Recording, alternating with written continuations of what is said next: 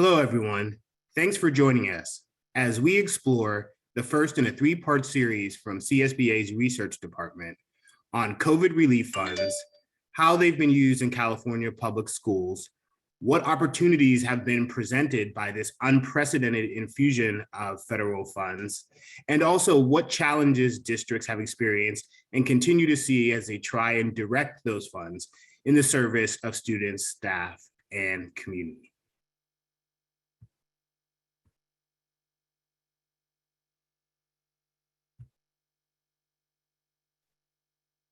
The title of today's presentation is Unprecedented Times, Unprecedented Responses: How California Schools Are Using Federal COVID-19 Relief Funds.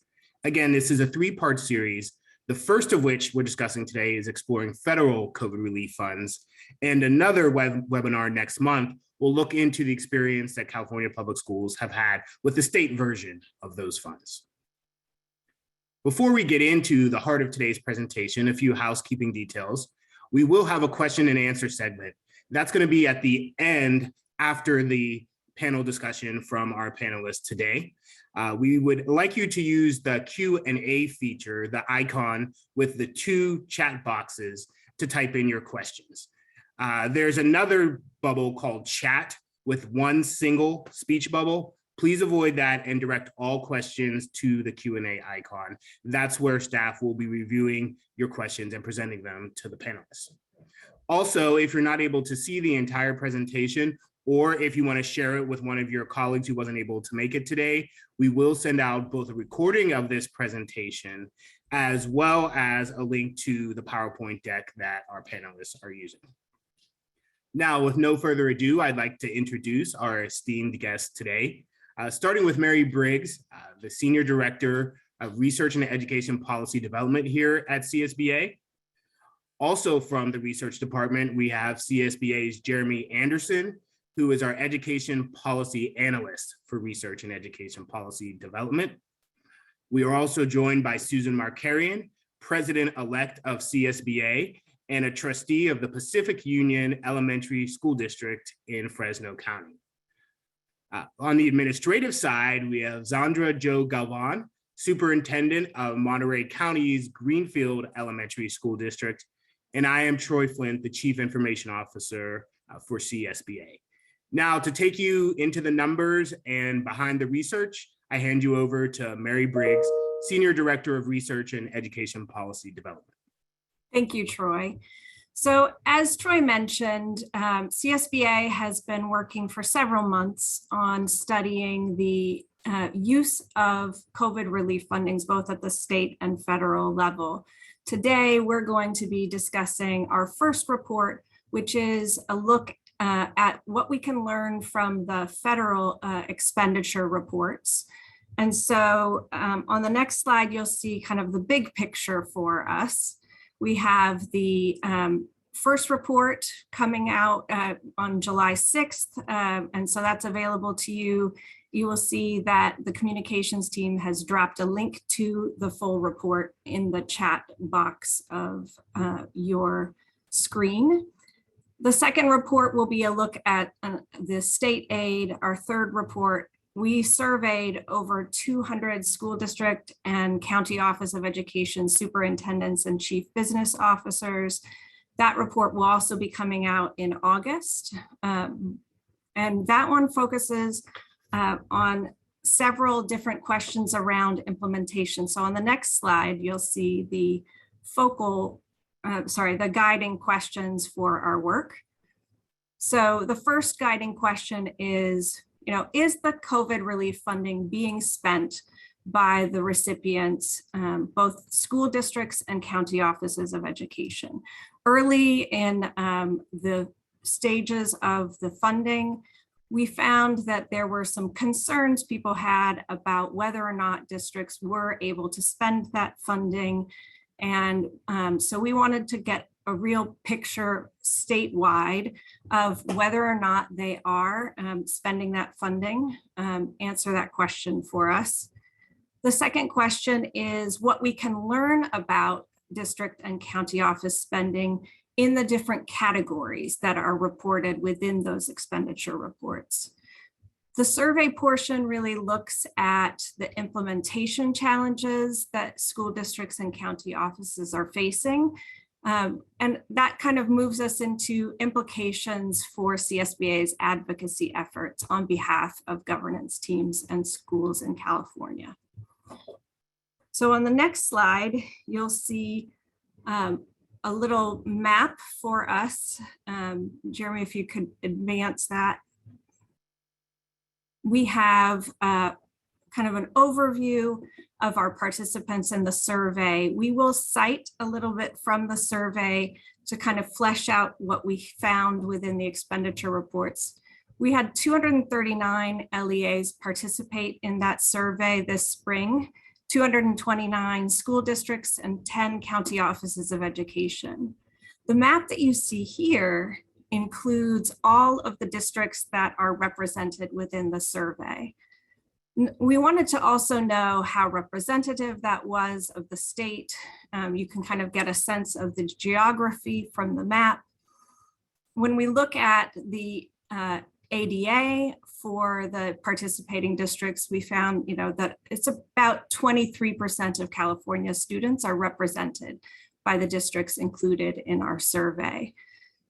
Pretty generally also representative in terms of statewide district type. So 51% were elementary school districts.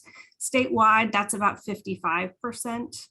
36% were unified districts, very closely mapped out against the 37% statewide. And 8% of high school districts are represented within our survey sample. When we look also at urbanicity, we see that 50% of our participants were from rural districts, 35% from suburban, and 15% from urban districts. So we feel like this gives us a picture of the different LEAs represented throughout the state, and we will be kind of introducing some of that survey data as we flesh out some of the expenditure data, which I'm going to hand over to Jeremy now to kind of move into the data portion of our federal report. Good morning, everyone. So in our guiding questions, we wanted to address issues related to how and if federal relief funding was being spent. To do that, we pulled the publicly available quarterly expenditure reports for school districts and county offices of education. So it's important to note what is included in this data. So the areas that are included are the total amount the state allocates each reporting period for both county offices of education and school districts, the expended amount by reporting period, the previously spent amount, and the percent spent of the expended amount in the allowable categories, which we'll touch on a bit more later. Since ESSER 1 and Gear 1 have been around for longer, they have more reporting periods than ESSERs 2 and 3. Each of these packages have their own individual deadlines to reserve and deadlines to spend funding that we will also touch on shortly. While it is good to know what the data can tell us, it's also important to acknowledge what it cannot. So the first point there, these reports tell us what LEAs have spent, not what they have plans to spend. Also, broader spending categories enable local decision-making with funds, but can also make it difficult to discern line items or more fine-grained expenses. Also important to note that in any given reporting period, you might see an LEA's allotment drop to $0. That happens because the LEA did not complete assurances or submit their expenditure reports during a specific deadline. In the next reporting period, so long as they meet that deadline, that allocated amount goes back up to the original amount. Also, when we're looking at this data, it's important to note that there was substantial variance in the amount LEAs had spent and what they were spending that funding on.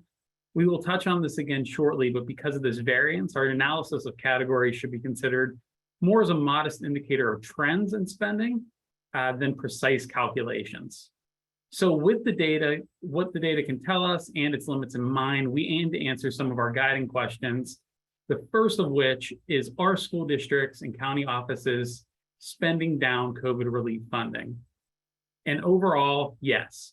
on average, California LEAs are spending down the federal relief funding.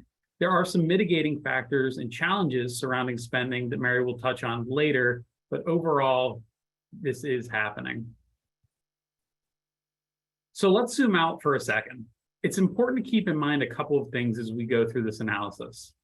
First, each package comes with its own deadline to reserve money for expenditures and to actually spend the funding. These deadlines are important, and according to our survey, they are a factor in how districts and county offices plan their spending. Second, each subsequent aid package has been larger substantially than the one before it. Even looking at the differences between ESSER 1 and ESSER 3, we see a large increase. That certainly has implications for how districts prioritize funding and how they choose what to spend the different packages on. For ESSER 3, I will note a small asterisk in the corner there. We put that there because recently the U.S. Department of Education has stated that LEAs may apply for an 18-month extension to ESSER 3 funding. However, it's important to note that the funds still need to be obligated by September 2024, and that school construction projects are being prioritized for those extensions. So back to our questions about if school districts and county offices are spending the funding, we first look at statewide averages. So in each of these statewide averages, we see progress across all packages with greater percentage of funding being spent in the earlier packages. We also look at what percent of school districts and county offices spent 40% or more. And I'll explain why we picked that number in a minute, to see even more spent across most packages. However, due to the broad range in spending across California, we wanted to see with more precision how many school districts and county offices had spent how much more granularly. To do that, we broke each package into spending bands. There's a lot going on this slide, but all it is showing is the number of LEAs that spend a certain percentage of their funding in any given quarter. So for instance, in fall 2020, 696 school districts and county offices had spent between 0 and 20% of their ESSER 1 funding, which represented about 77%. However, as we fast forward to spring 2022, the most recent reports, we see that 810 school districts or county offices had spent between 80% and 100% of their ESSER 1 funding, which is about 89% of all of them. Additionally, 65% of the LEAs that received ESSER 1 funding have spent all of their funding. So we see this shift in spending through time across all spending packages, which is what we want to see. We want to see that funding getting spent over time. So next in the report, we move to looking at how school districts and county offices are reporting on their usages of funds. And before I move on, I want to note that we highlight ESSER 1 here, but in the full report, we have results for all of the different packages. So in question 2, what are school districts and county offices spending relief funding on? So what do I mean by the categories in that first and second point, and more specifically broader categories? As was mentioned earlier, each package has a list of allowable usage for these funds. Some are more narrowly defined, like purchasing cleaning supplies or inspecting air quality. Some are broader, like categories such as activities necessary to maintain operations or resources for schools. It's important to keep in mind as we look at spending over time that districts were at different starting points at the beginning of the pandemic, and it has continued as that has gone on. Some districts had to immediately spend funding on virus mitigation equipment, while others had to shift to heavy expenditures in educational technology to facilitate distance learning. The point is that no one could foresee the wide range of needs that districts would go through over the past few years. As schools reopened, again, they had substantially different requirements for their students. Although it does not come without its challenges, the federal funding that we're discussing today was designed with this in mind. And when it's intended to provide flexibility for school districts and county offices to make decisions quickly to address rapidly changing local situations. This is all reflected in the spending reports and in the data that we look at. So when we see that these LEAs are coding a sizable portion of their federal spending into broader categories, it may just reflect that some of these very complex programs that are very financially substantive were not easy to code into some of the other categories, and that flexibility was there for a purpose. We also note that in later packages, we do see increased percentages of funding spent on addressing learning recovery in both ESSER 2 and ESSER 3. And then finally, we see that in later packages, we see the rate of spending for those packages in particular slower than in earlier packages, which again could be caused by some of the deadlines we discussed. But also it's important to note that these are substantially larger packages, so that those smaller percentages can equal much larger sums of money. So we analyze all of the packages in the report, but just to exemplify some of the main findings, we highlight ESSER 1. So here you can see, as we highlighted earlier, that there's a lot of gray area surrounding what types of spending could fall into some of these buckets, and that some of these more substantive programs could be coded across different packages. Over time, LEAs reported spending in more general categories, such as other activities necessary to maintain operations and resources for schools, which can be difficult to see exact expenditures in. However, we can also see the changing needs of LEAs over the course of the pandemic, such as the decline in the purchasing of cleaning supplies and the rise in expenditures of additional learning supports in other packages. We also look at gear, which was designed to be more targeted for those hardest hit by the pandemic, where we can see larger spending in devices and connectivity and PPE, which when thinking through the needs of some of the most impacted students can make sense. So as I mentioned in our survey, we found real challenges the district leaders faced when spending and planning to spend these funds. And so as we heard from our districts anecdotally, we wanted to get more data, some summaries of the numbers that represent the state as a whole beyond just anecdotes. And so we found that when we surveyed superintendents or their chief business officials, some of the ideas that they raised up for us were not surprising, but really powerful in terms of looking at the total impact. As we look at concerns around staffing levels and finding people to fill new positions or ones that become vacant, we found that 91% of our survey participants identified that as a challenge for them in spending their relief funding. And especially given that, many times we highlight the importance of not using one-time funding on staff, districts had to get really creative about how they could do so without incurring long-term obligations.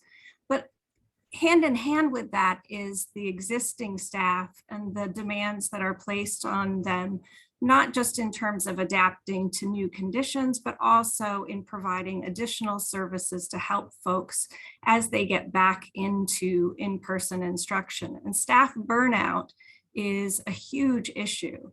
In fact, in our survey, 72% of our respondents indicated that staff burnout was a very challenging issue for them in providing the services that are supported through the COVID relief funding, as well as 22% who indicated that it was moderately challenging. So all in all, 94% of our districts indicated that this was a major challenge for them. And in fact, that actually, was the highest out of all of the challenges identified by our participants.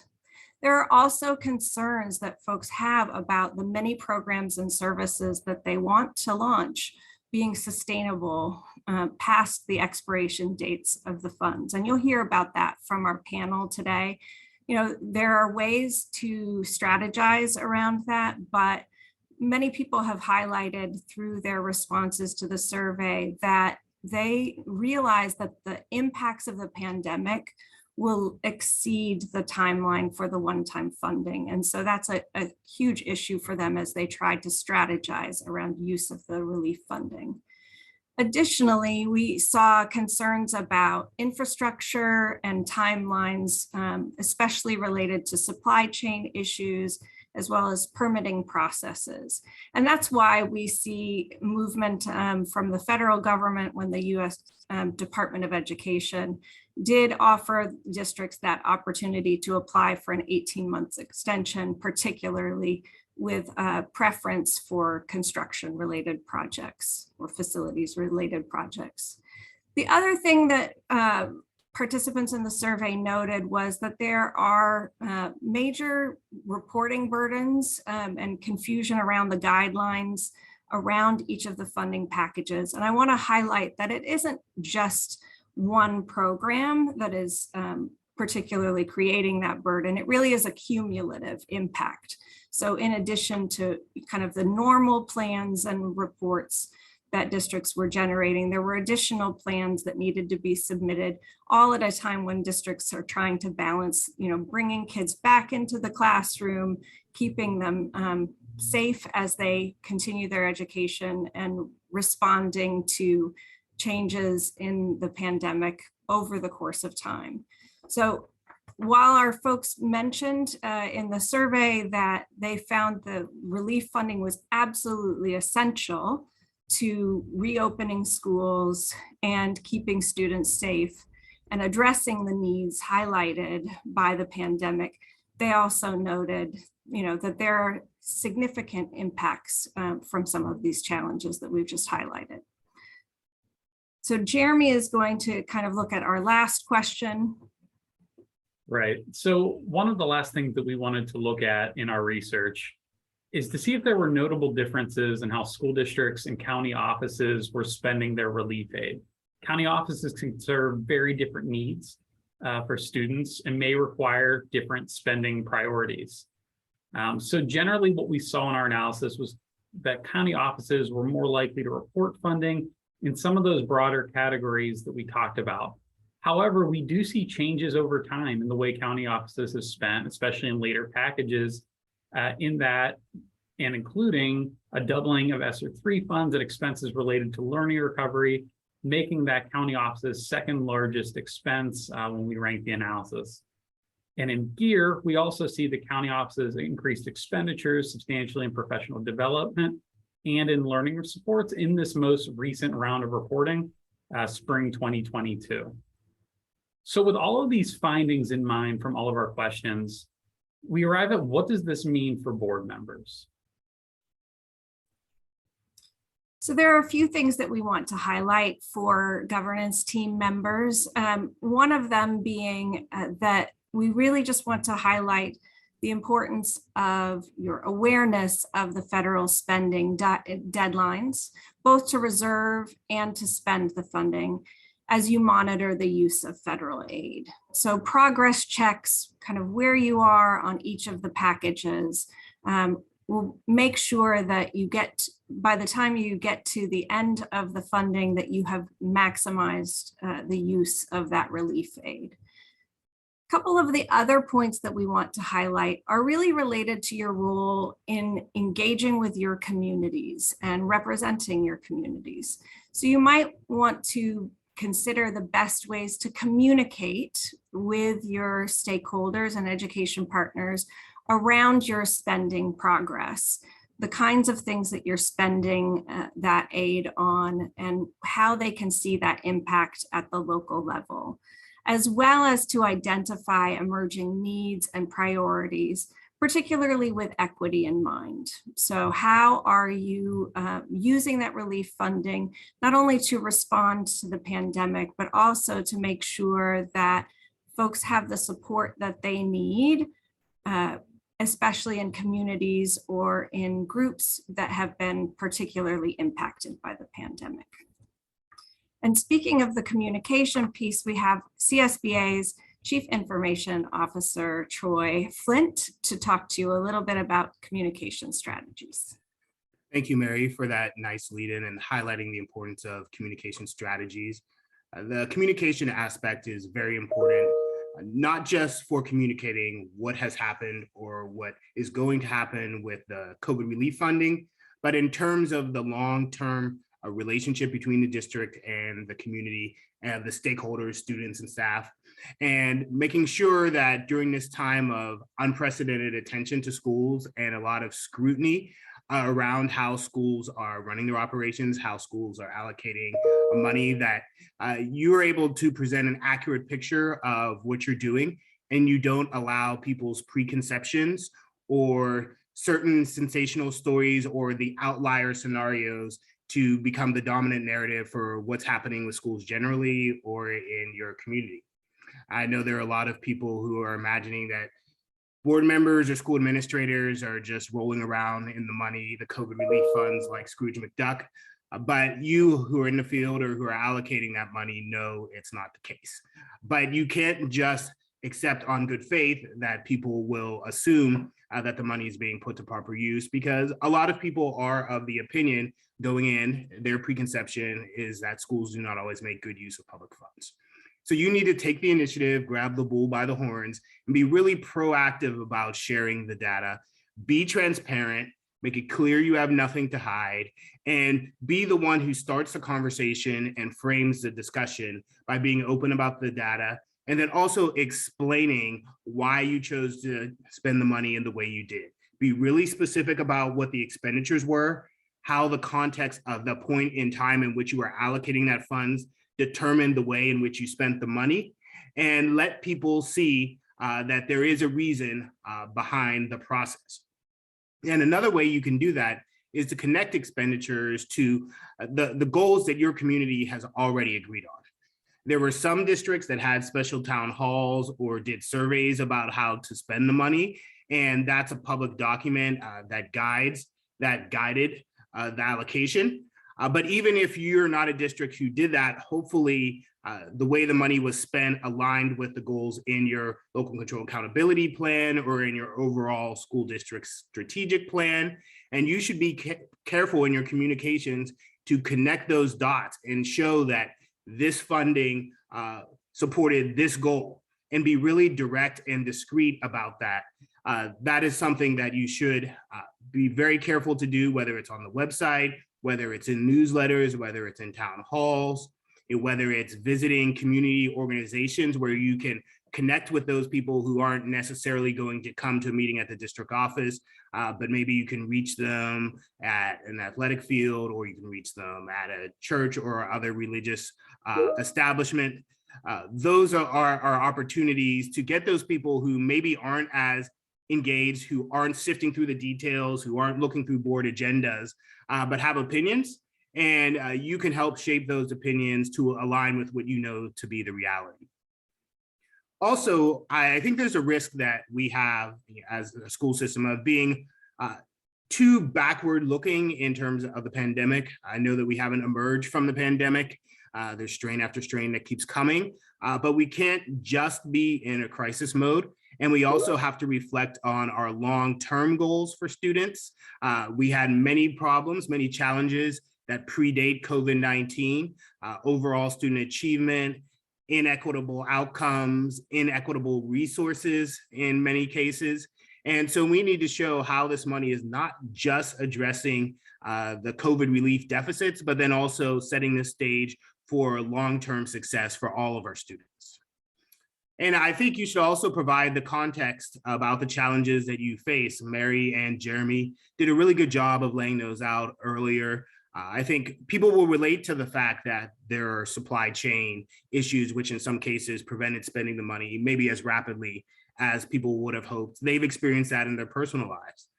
Similarly, people understand that it's a very difficult job market to hire. And so that's another hurdle to overcome. And you don't want to sound self-pitying, but at the same time, you want to present a realistic picture of what you're encountering. And then there are a lot of opportunity to promote your successes. Just yesterday, I was reading an article in EdSource, an education trade publication of sorts, a very good publication, which was talking about how it was Stockton Unified students who were going to a summer school program. That was one way that they had used their relief funds. That's one of probably thousands, if not tens of thousands of examples. I don't know if the district placed that story or how it came to be in the paper, but certainly there's opportunities through earned media to document how you're spending the money in a way that supports students and staff. And even if you're not able to get an article in a publication, you can internally with your stakeholders promote your successes. You know, put up signs that show how the money is being used, your COVID relief dollars at work. Make sure you're documenting that in presentations at your board meeting, that you're talking about it in newsletters, on the website, or whatever other communications vehicles you have to engage your audience. And then also, as always, engage partners to help your story. You always want word of mouth, and it's very helpful when somebody who doesn't have a direct financial interest is advocating on your behalf and testifying to the good things you've done. And we know that more than ever, school districts have been working with partners to respond to the unprecedented challenges of COVID-19. So engage those partners to help tell your story. You don't have to go it alone. And then we touched on this earlier, but it's so important to communicate a vision beyond the pandemic. Yes, you have to address the safety issues. Yes, we have to address the deficits, both in terms of academics and social and emotional learning that were caused or exacerbated by the pandemic. But people will have, or really already do have, crisis fatigue, and you can't operate in this red alert mode forever. They need to know that you have a vision for your children beyond the pandemic. I have a student in public schools who's in kindergarten right now. Yes, I want to know how you're responding to the immediate crisis that she's encountering, but I also want to know, what are you going to do for the next 12 years of her academic career to prepare her for college and or whatever else she chooses to do after she graduates. And I think most parents are that way, and we can't lose sight of that we need to have a big picture vision and articulate that clearly for our education stakeholders. So with that, I think we are prepared to move on to the question and answer session. If there are any, I don't see any questions in the chat, or in the Q&A rather. So I'll give people a few more minutes to gather their thoughts and see if they want to submit a question. And I use this time to talk to Jeremy and Mary.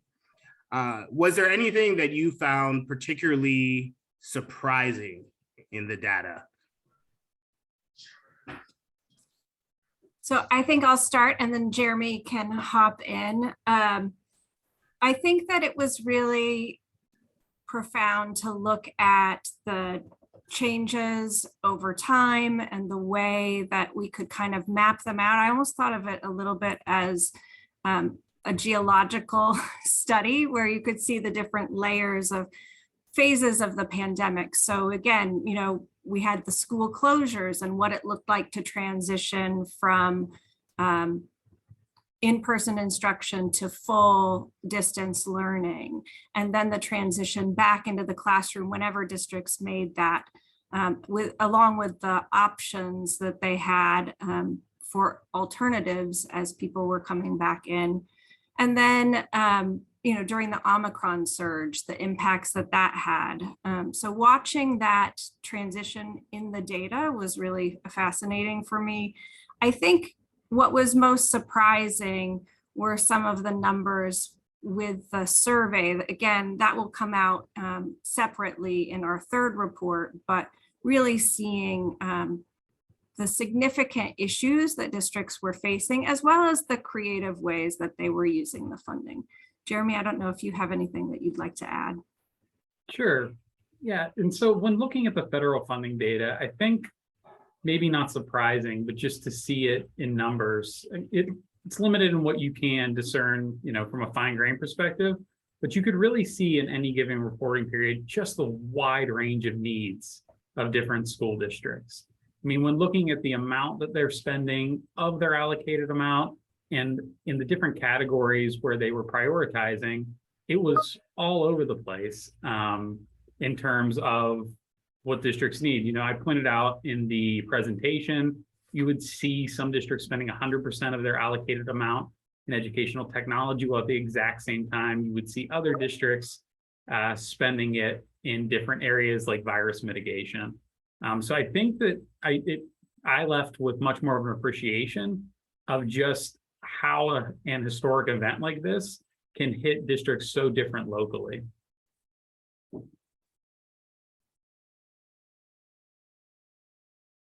One thing that I'd like to ask our panelists as we start, so we have a superintendent and a trustee here today to give us their perspective.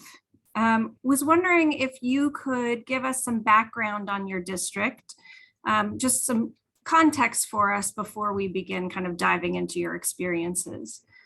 So Susan, if you'd like to start. Okay, I'd love to.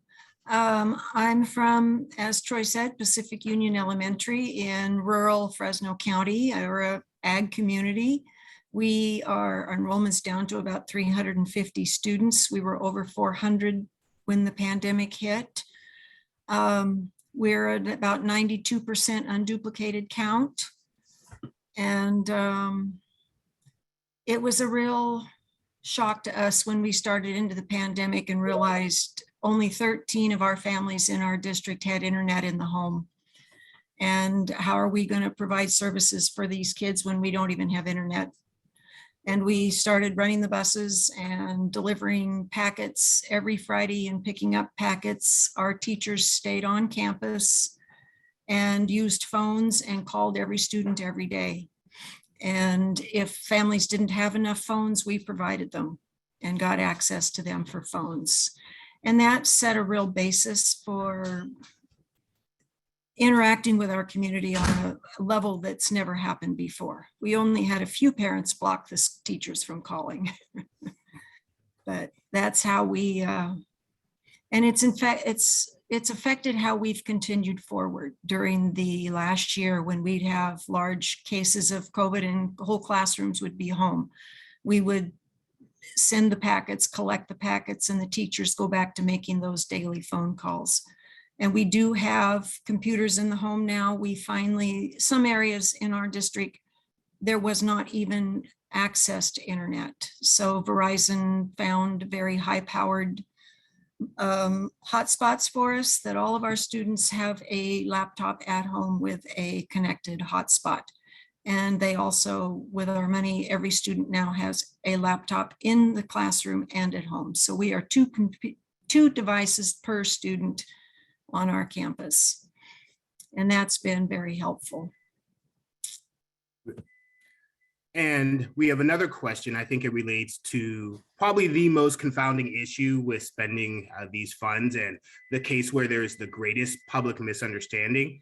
And that's how you can fiscally responsibly use these funds when they're one time, but so many of the needs are ongoing.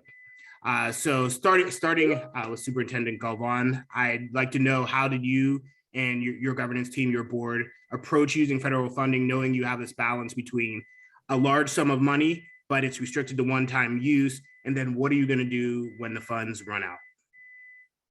All right, thank you so much, CSBA. Just want to really extend our deep appreciation for asking me to be on this panel with all of you to kind of share our story. And so centrally speaking, when it came to the relief funds, we had to be very strategic about how we were going to utilize those funds for long-term sustainability. And so looking at the big picture of what was on our strategic plan was essential.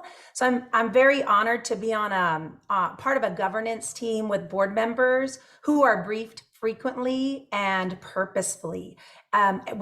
Prior to the pandemic, during the pandemic, and still today, on a weekly basis, I'm updating them on how we're using some of those funds and which ones we can use for which purposes and which ones we can't use.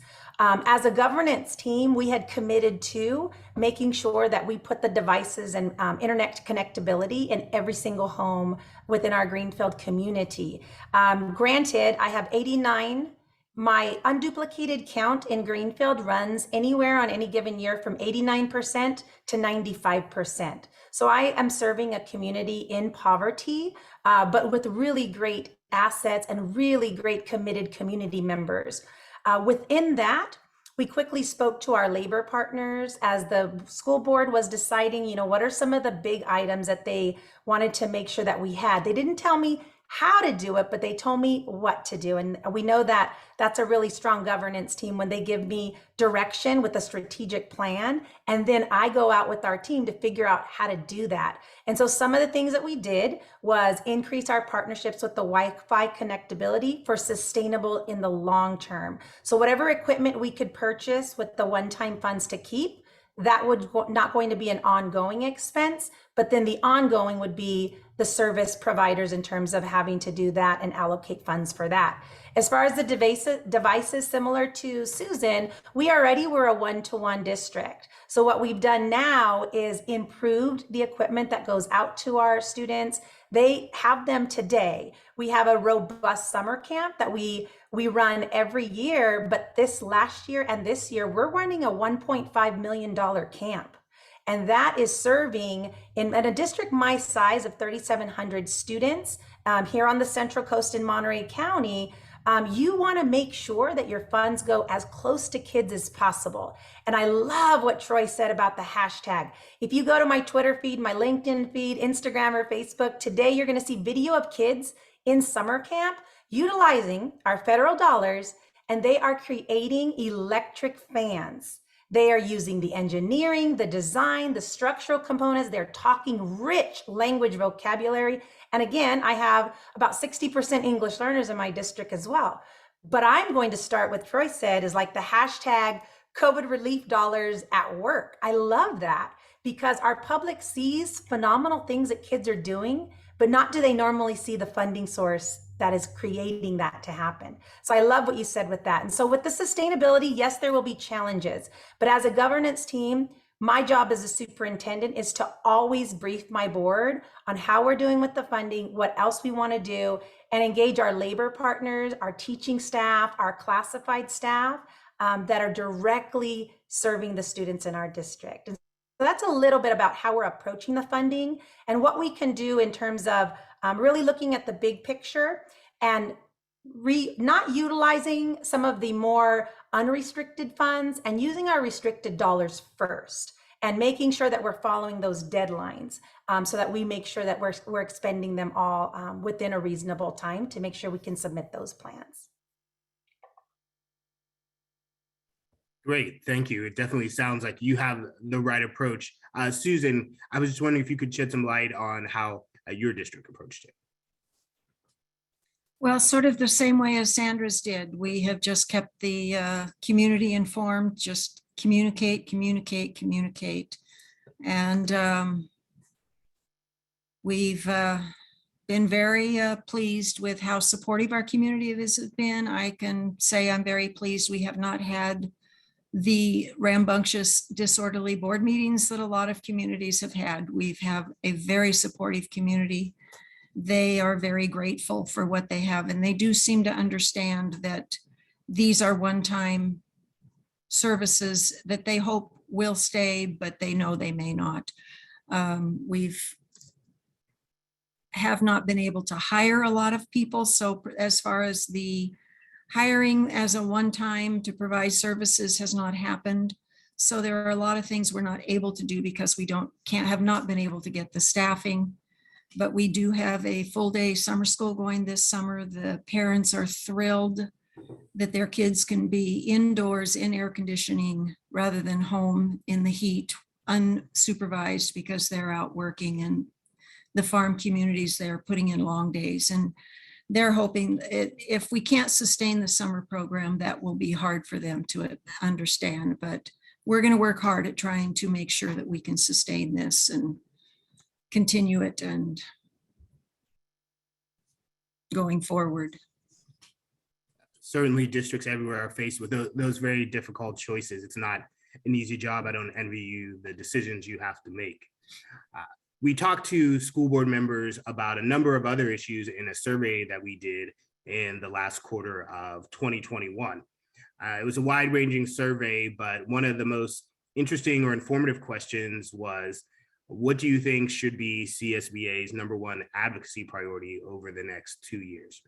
And far and away, the #1 response was that mental health should be CSBA's #1 advocacy priority. I think about 25% more people said that than the second place response. That's how large the gap was. And so we've heard from those school leaders across the state about the impact of mental health, not just on students, but also on staff. Are there any programs or initiatives that your district is undertaking to address those concerns? In my district, we committed to hiring a full-time psychologist along with, and we kept the services of the day-and-a-half psychologists that our county office of ed provided. And we committed to hiring a psychologist full-time, and we also have hired a nurse full-time on our campus. And for a campus of only about 350 students, that is almost unheard of, to have that kind of services for students in their social and their mental and physical health. And I'll add, absolutely. So we've been very strategic again, and I use that word, with great commitment with our governance team. And so what we were doing with our LCAP funds, because of a district, as you heard, 89 to 95% unduplicated count, those funds that we would receive were about 13 million on an average year. And so we were committing, exactly like Susan said, expanding the commitment to health, our nurses, to health technicians at every one of our school sites, making sure that we had counselors, 1 to 2, at every site, and that we gave them adequate training. We also hired this year with our COVID relief dollars, social workers and small group counseling for families as well as students, so that we could utilize individual as well as group counseling. We also connected with our county health department and also increased the level of behavioral health technicians that were coming into our school sites. Why did we do this? Because we quickly noticed that as students were returning from school, they were a different child. They had experienced trauma during their life. They had seen a loved one pass away. Their last normal year of schooling was 3 years ago. They were interrupted, and then they had a whole year off, and then some of them came back and some didn't. We have a different child that we're educating. And when they come through, if you walk through campuses, as I do every day, you're seeing kids with hoodies on. They don't want to be seen. There are reasons and root causes to why they don't want to be seen, or they're into their tablet or their technology, and their social skills have not been developed to the ability that they should have been. All of this impacts mental and social health and social emotional learning. So in our school district, and that I share with many other superintendents across our great state that are doing very similar things as we have, we're investing in our kids and in our families. How do we do that? You find avenues that make them happy and make them smile. And so I'll tell you, we've hired artists, but we've invested in visual and performing arts. We've invested in music. We've invested in more physical education as an addition to those things. And so just last week, kids in our summer camp, which we're going to continue to do during our regular year, were directed drawing with easels, and they were talking about the colors that they were painting. When kids get to experience something really lively and engaging, they start talking. And our counselors go into classrooms and they talk about like just the meditation, they talk about socialization, they talk about all of the types of things that kids will hold to themselves until you ask and they're with a safe adult. We've also trained our teachers on how to launch every school day in a positive way to recenter our children. So when you have a community in poverty, they don't have the same tools and resources at home. And so they rely on us quite a bit. We also looked at our Family Resource Center and made sure that we had additional staff who spoke the language of our community. And so we hired also with our COVID relief dollars, speakers of indigenous languages. In my community, a very farm working valley, we have folks that are coming from Mexico, but from the state of Oaxaca. They do not speak Spanish and they do not speak English. So when they experience trauma, they don't know how to communicate that to you. So we've hired people, teachers, as well as support staff in our centers that speak the language of the community. And those are all, Troy, hashtag COVID relief dollars at work. I see you've got it down now. That's great. We touched on this a little bit, but if we could just explore a little bit more what the biggest implementation challenges have been for you and what strategies you've used to try and work around that or get through those problems. Susan, I'll throw it to you. Could you state that again? You were breaking up. I didn't get the question. I'm sorry. We're wondering what the biggest challenges have been in terms of implementing the funds and how you address that. The biggest challenges have been hiring staff to expend those funds on. We've really struggled with being able to hire additional people. To do all the additional cooking and the cafeteria duties and the custodial work. People just don't want to drive out to the country to work. We can't find enough aides. It's been difficult. And we are finding that going forward, we're leery about the big projects we have planned because we're not sure the money will be there when we're ready to do the project. And with small districts and not a very big budget, we don't want to get into a position where we are short of, cash because we've expended large amounts of money on a large project. We need to replace all the HVAC units on our campus, and that will require also replacing the roof. And that's going to be a big expenditure, but we are afraid it will cause cash flow problems if we don't get that money up front. And it's making us very leery about moving forward. But between the hiring issues and the concern about will the money be there when we need it have been the biggest issues that we're dealing with. And then we also have supply issues.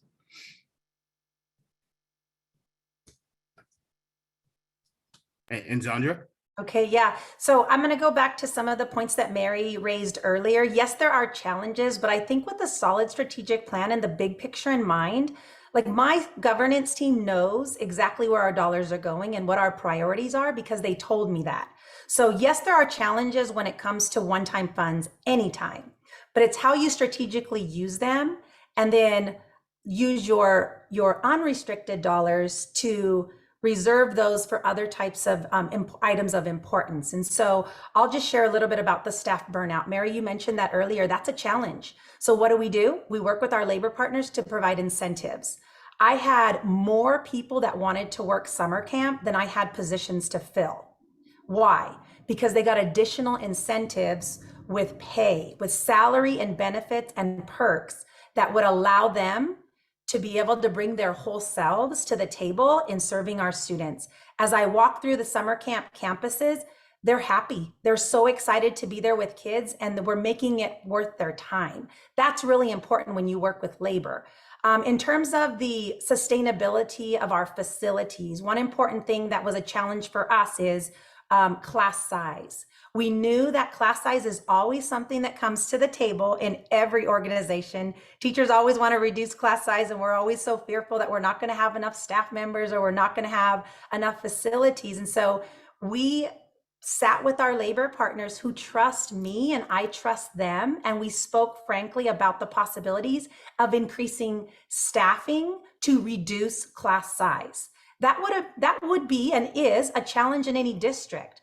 But we sat across the table and we said, listen, let's talk about hiring additional teachers to reduce your class size until we have bounced back from COVID. But I'm not going to be able to negotiate that with you and write it into your contract because then that would be a core function. This can be an enhancement. As we know, these dollars are one time, but will those get as close to kids as possible? They said, absolutely. Okay, Xandra, let's talk about that. And so I hired additional teachers that I would have not have hired in any given year. My class size contractual language is 29:1. I'm reducing to 21:1 in all of our primary grades, preschool through third grade. Mary also mentioned about the staffing shortages. And yes, I can complain all about that unless you try to work to solve and change the narrative. And so I'll finish with this one because I know we're running out of time. But I will say that articulation with local colleges and universities is really important. There's a teacher pathway program right here in my community. I work with our local Hartnell Community College, my alma mater. I work with our CSU Monterey Bay for the teacher credentialing program. Again, one of my alma maters for one of my masters. And what do? We look at local talent. I find my instructional aides from the CSEA family. I found local graduates who speak the indigenous language and Spanish and all the others that we need. And they are going straight into a program, a 2-year program at the community college, a 2-year at the college level, And then I ask them to come right back to Greenfield schools to co-teach with my teachers. And we start training them up immediately. Do you know that I found over the last couple of years, 40 teachers straight from that pipeline right into my schools. So I'm not a district that is hurting with staff members that aren't coming yet, because I'm raising local talent to mitigate some of that challenge that might exist. Wow, that's a great success story, and I think inspiration for other districts that are in a position to replicate it. So congratulations, bravo. Mary, I know you had some thoughts on this issue as well. Yes, I think that we saw some information from our survey as well as some focus groups that we've done. And actually, I'm going to piggyback on something that Superintendent Govan just highlighted. One of the things that we've heard from our members in terms of addressing the challenges that we raised were creative partnerships with higher education, as well as teachers, but also mental health professionals. And so we heard from districts in our survey that have partnered with local higher education institutions for interns, social work, school psychologists, that's been one potential avenue for folks. The other piece is, contracting with other agencies. So again, if people are reluctant to hire permanent employees, contracts have been a strategy that folks have used, as well as being strategic. So Superintendent Govan has highlighted that importance of a strategic approach. I think that having some sort of strategy for some of the initial startup costs for larger initiatives and using that one-time funding for the initial costs can be really helpful, as well as we've heard from a lot of our members, both in the survey and in conversations with them, around braiding the funding from COVID relief dollars with other sources. So we have a lot of different funds that districts can draw upon. And so it's particularly challenging for smaller districts who might not have as many staff to kind of think about the ways that they can use that funding strategically, but it's possible.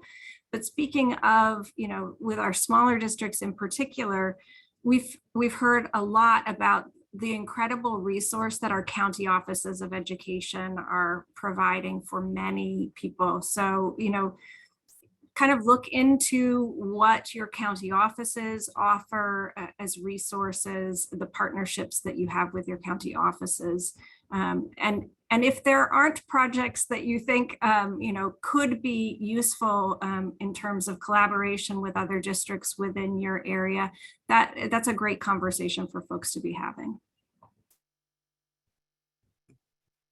And I think Mary covered this in part, but we're wondering whether you might have any ideas about how the federal government, and we'll talk about the state government next time, could do this a little bit better, eliminate some of the red tape, make it a little bit easier for districts to implement the funds.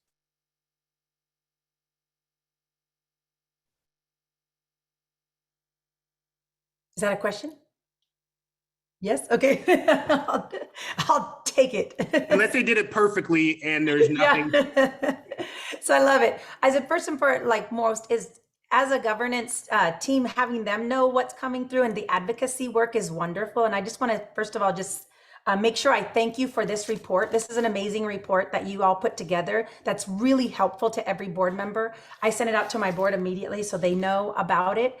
The other thing is your advocacy work at the DC level. So having CSBA go to the Hill in Washington, DC, as you did, to continue to talk about that, because they need to hear from us in terms of what are the most difficult components of the red tape and the plan writing and the response with that, as well as what's really great. I'm so thankful. I'm just going to tell you, I'm so thankful for my district to receive $22 million collectively between state and federal funds that I'm going to put as close to kids as possible, because I've already had the blessing of our board to do that. And so I'm briefing them constantly. That's amazing. And so I don't want to mitigate just say that we're not grateful, because we are absolutely grateful to have this money and to do phenomenal things with kids. I'm just really thankful. And then the other part of it was with the plans. And yes, some of them may be longer and more difficult, but if you have a strong business office and ed services office that works together, which I do, I have a strong cabinet that works together, and we're always talking on a weekly basis how we're doing. My CBO briefs us on what we're doing and what we need to do better when, and there's when like 6 months out, when the funds look like they're going to be, coming to a close, there's a deadline, we're already looking together on how to submit the requirements for that. And so when you have that strong communication, it's okay if the plan is a little longer than usual. Could they make them a little streamline them? Absolutely, absolutely. But I'm not complaining when we're getting funds that are most definitely benefiting our kids, because I see the smiles on their faces, every day, and nothing would change that.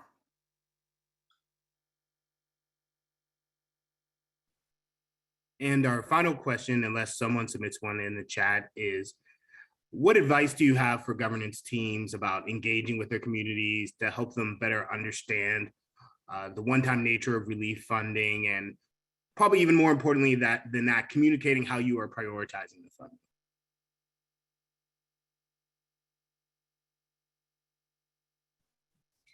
Well, it is critical that we communicate with our communities.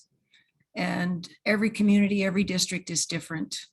And you have to build ways of communicating with your people within your community and getting your people to understand that we always need more money in education, but what we're getting right now isn't going to last, but it's going to do some great things. And like Zandra said, we're keeping it as close to the students as we can.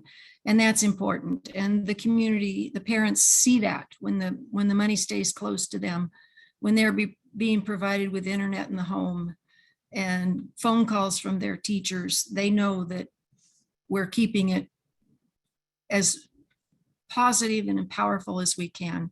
We've seen some amazingly good things come from the pandemic and the close down.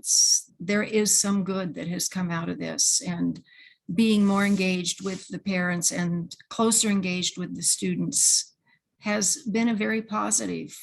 And we are kind of amazed at how some of the kids are responding and really starting to blossom and do well, where we are seeing the light on the other side of this. And there is a lot of good that has come from it. And we have to stay positive, and we have to continue to communicate, and we have to keep staying close to our plans. Plan, and communicate. Most definitely. For us here in Greenfield, one thing that we're really proud of is our social media presence. So we are out there posting and sharing all the great things that are happening within our schools. And my governance team walks with me. So they'll come and they'll walk classrooms together so they see firsthand what's happening in the classroom when it comes to robotics and science and technology, the numeracy. They'll be able to observe a behavioral health counselor walking. They may be able to pop in for a moment to see what a social worker is able to do. And then they have that firsthand, they're equipped with the information. So when somebody asks them in the community what that is about, they have firsthand information to share with them. When we did our LCAP stakeholder survey in the spring, as we were planning that, we infused the same kinds of questions with our community stakeholders, and we received over 4,000 responses. I received more stakeholder survey responses than I even had in students in our district because we kept calling them.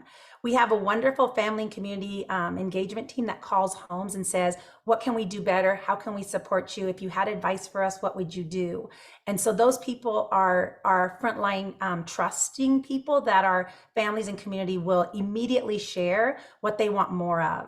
But I will tell you, our community is very happy because we keep them informed of what they're seeing that is happening, and their children go home happy and excited about what they're learning. And so that's our greatest asset. When you make your kids and your scholars happy within your school district, parents are informed of what's happening, and they're bringing those things home and they're able to talk about it. And so my advice for a governance team is just be present, walk classrooms with your superintendent, ask questions when you're walking through so that you have the firsthand knowledge, and stay informed.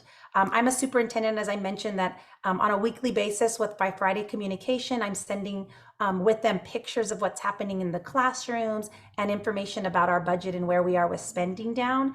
And then also at the dais, when we have our on a quarterly basis, I give them updates on how we're doing with our COVID plans, and then also with our quarterly local and state indicators through our LCAP, which are so tightly knit with our dollars from the COVID relief. And Mary, you had some thoughts as well? Yes, I think that, when we begin with the understanding that our communities, particularly our families, are a tremendous asset for us as we are thinking about partnering with them. We've seen some of the data in our survey indicate that common strategies include the expansion of family liaison programs, home visits, those kinds of things. But also, again, you heard Superintendent Galvan mention this, making sure that that includes home languages that are represented within your communities. Also saw some creative uses of funding around getting feedback from the community in terms of mental health needs and strategies, including one district that created a mental health advisory committee and that they are supporting that work using their COVID relief funding that includes students and family members and other members of the community. So I think that partnership piece in doing the work is also part of the communication. So, when we think about communication being a two-way street, identifying ways that we can get that feedback about priorities within the community, giving them opportunities to participate in some of those strategies, I think is really important. So we also saw one district that had reached out and created a group of staff around parent re-engagement. So for students who, once they were coming back onto campuses, places where they weren't sure where students, had been or weren't really engaged in distance learning in the ideal level, creating those re-engagement coordinators to identify what are the things that the district can be helping with to bring students back into the community. I think those are all pieces that not only are serving the students, but they are also that kind of two-way communication piece that is really critical for students. Thank you. We have two questions that were submitted in the Q&A module. The first question is, what specific funding is available to improve the safety of our school sites? I'm not sure if the person who asked the question is speaking about safety in terms of protection from COVID or other diseases like that, or if they're speaking more in the terms of hard fortifications to protect against something like a school shooter. Obviously, and correct me if I'm wrong, Mary and Jeremy, there was plenty of money within the federal funds that could be dedicated to protecting against the spread of COVID. And he clarified, thank you very much, Safe Air and active shooter. So Safe Air, I know that there is a lot of money available for that, and there are grant programs now, which I believe every district in the state can apply for. So I'm not sure what the deadline for that was. It may have already passed, but if not, it's very soon. So I'd encourage any district that hasn't taken advantage of that to do so. I'm not aware of any specific funding dedicated to protect against school shooters. Does anyone know otherwise?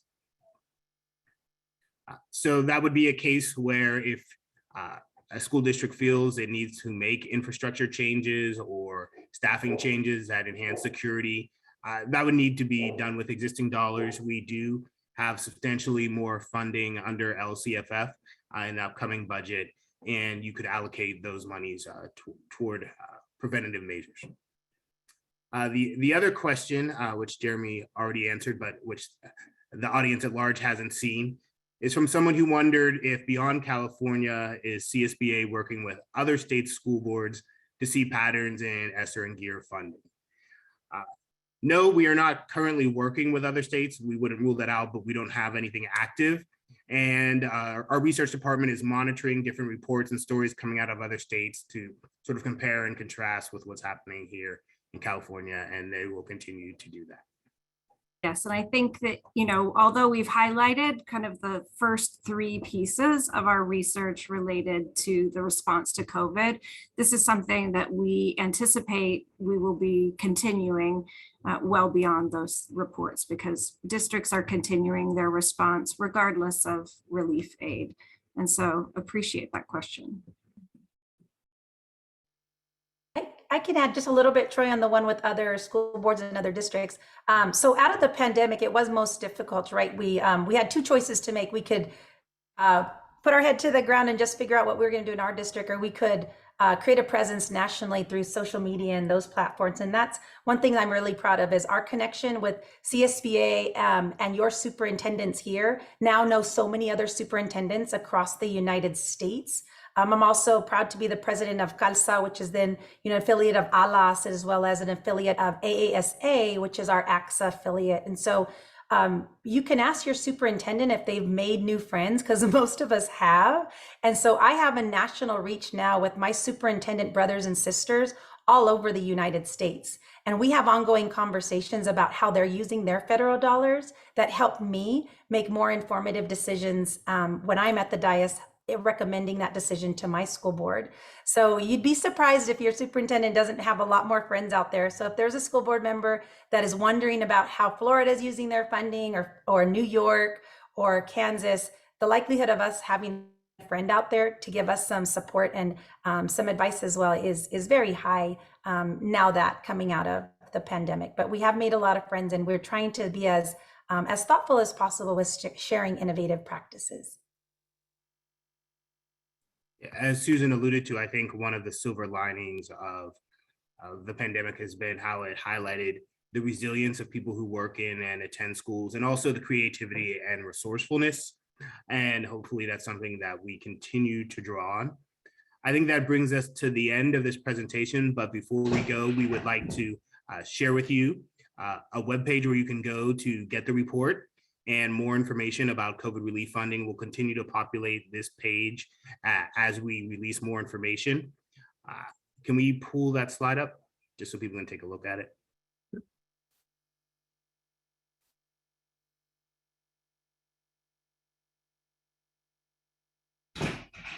As we're pulling that slide up, I just want to highlight, yes, you can email us about this work at csba@csba.org, and we'll shortly be posting the slide with the link to the full report. We also have an executive summary. We know that you're busy, so we have on our landing page, we offer an executive summary as well. Yeah. And I would say that the executive summary could be a really good sort of 1 or 2 page document to circulate to your community, most of whom are probably not going to read the entire report, which actually is not that long. And I certainly would encourage board members and superintendents to read it. But I think for your community, the executive summary is a great alternative. All right. Well, thank you everyone for joining us today, taking time out from your summer. We'll be back next month with a report on the state relief funds. Until then, take care.